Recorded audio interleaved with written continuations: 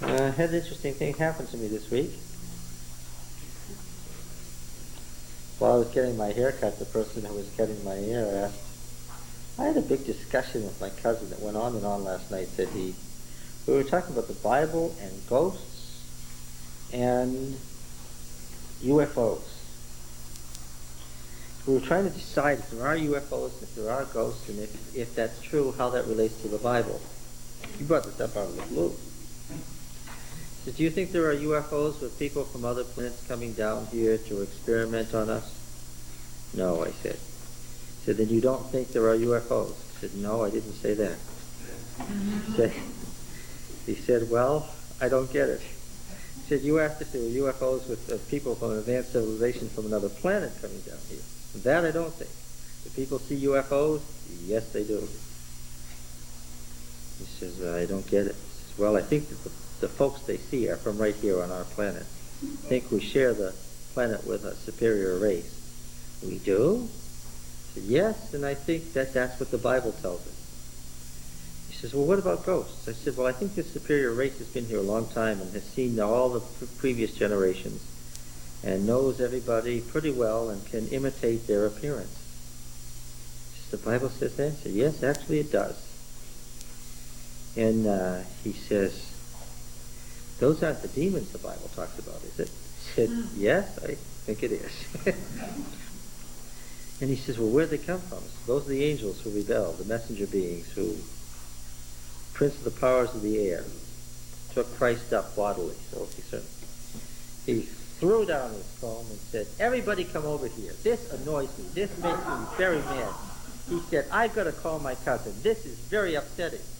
And he's stomping around. He had everybody come over. He says, listen to this.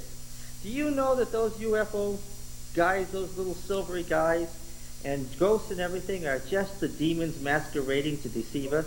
He says, I don't like that at all. I've been duped. He says, God should not allow that. That is very bad. I shouldn't have to find out about this by happening to mention it to somebody whose hair I'm cutting. This is not right. He was absolutely offended by this. He said, well, maybe God wanted you to know, and that's why you mentioned it to me. He said, well, it's a good thing. I am very upset by this. He says, wait till my cousin hears this. He's going to be upset too.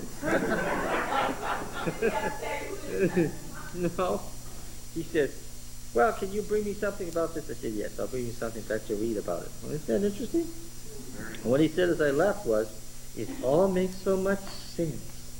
Those are all the same people. And what struck me was, here's a guy who is a hairdresser, lives with his girlfriend, has long hair and a ponytail, dressed in mod clothes, right? Looks like a city person among city persons, right? And he recognized the truth the instant he heard it. And he recognized it as truth. And immediately made sense. And the first question he asked is, why did God let that happen? And I said he couldn't do it. I just gave the direct, sophisticated answer. He couldn't do it and protect freedom of choice. And he said, you know that's true. Otherwise he'd be a tyrant. He said it on his own. He said, that's what it's all about. And he said, if that's true, you know, that could endanger somebody who knew what was going on. I said, what do you mean? He said, suppose somebody came down and did this in front of you and you said it's not that.